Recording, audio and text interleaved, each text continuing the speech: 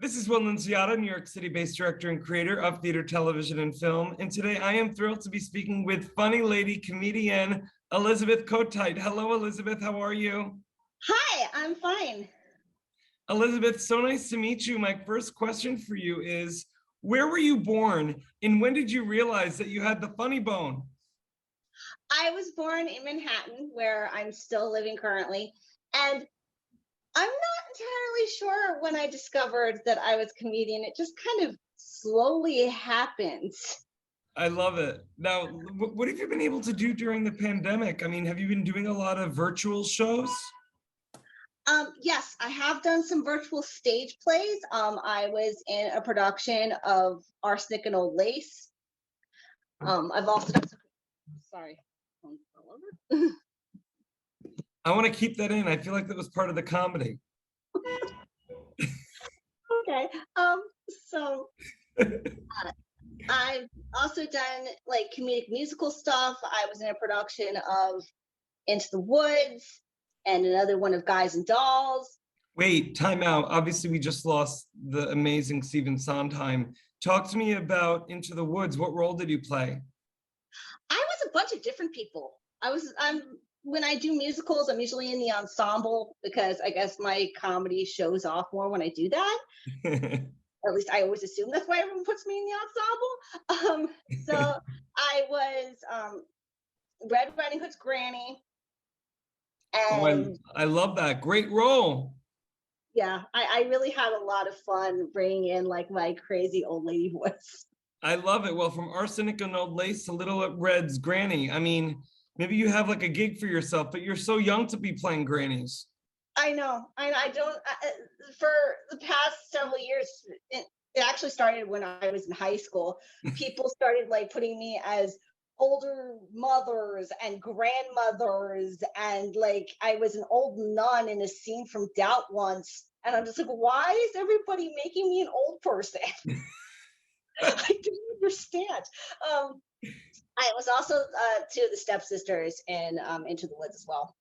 I love it. I love it. Well, listen, Elizabeth, I want to know too, obviously this has been a tough time for all artists, all humans, but especially artists. What were you able to do beyond some of these stage plays, to kind of keep, virtual plays rather? What have you been able to do to keep your comedic flair and light going?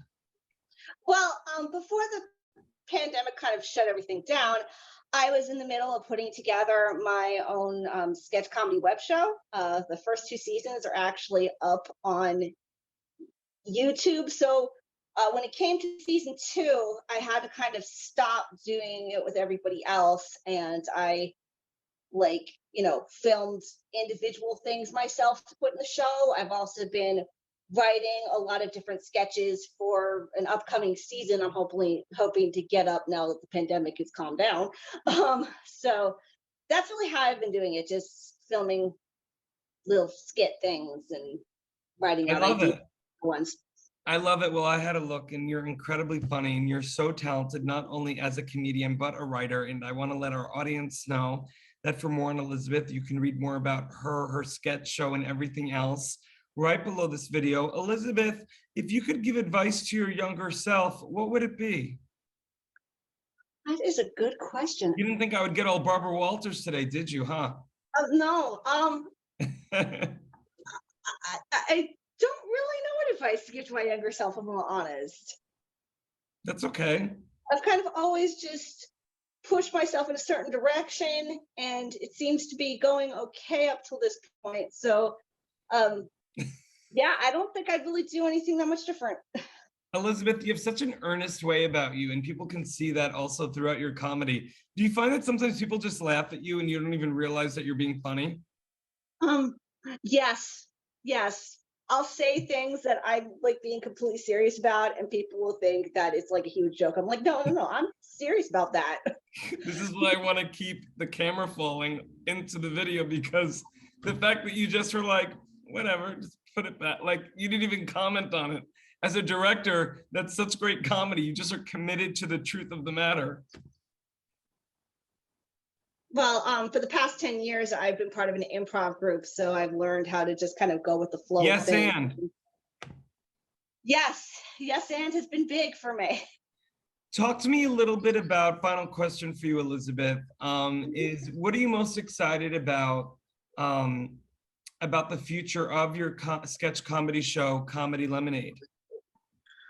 I have a lot of ideas that I really want to delve into. I'm really excited about this one where we're going to make giving birth a sport. I've really been looking forward to that. I've rewritten it like 100 times because it never seems to be quite as funny as I want it to be. But that's the one that I just want to have out there. Literally, and you want to give birth to it, but Yes, exactly. Listen, Elizabeth, you're so amazing. You're so earnest. You have such an amazing quality to you. Also, you have this beautiful, like, rootable quality too. And I am so grateful that you are joining this incredible new platform for artists of all disciplines. I can't wait for your comedy to get out there internationally. And I'm also grateful that we're connected now, Elizabeth.